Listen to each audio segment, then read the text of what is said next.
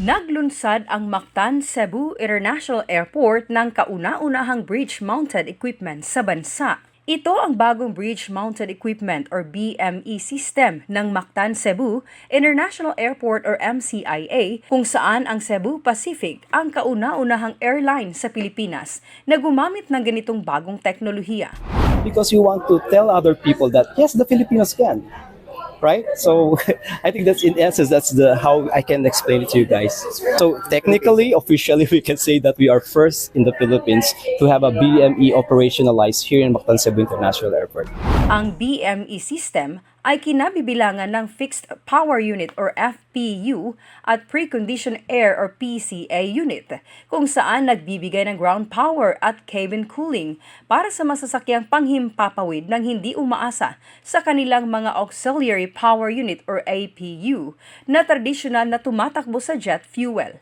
Inaasahang mababawasan ang pagkonsumo ng gasolina, carbon emissions at antas ng ingay sa paliparan. Kaya naman ito ay masasabing eco-friendly. At dahil nga sa eco-friendly ito, ibig sabihin, posibleng mas bumaba ang presyo ng plane ticket na babayaran ng mga pasaheros. Kaya naman umaasa ang pamunuan ng Mcia na tutularan sila ng ibang paliparan sa bansa.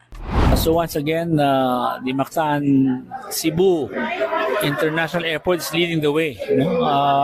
And hopefully we will see other airports follow so that the cost to the airlines will go down and the plane tickets might also go down in price.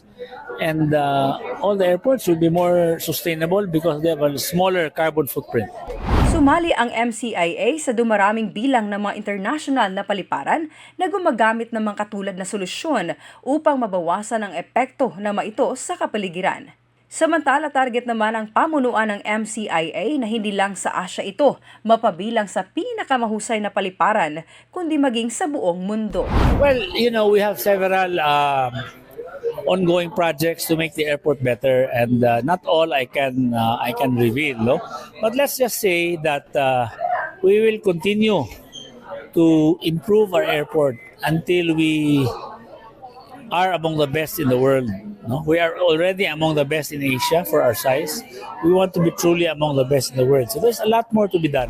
Sa kasalukuyan ay meron ng kabuuang 13 BME ang Mcia, 6 sa domestic at 7 naman sa international flights. Para sa Diyos at sa Pilipinas kong mahal, ito ang iyong Citizens Correspondence mula Cebu, Genevieve Ocampo, SMNI News.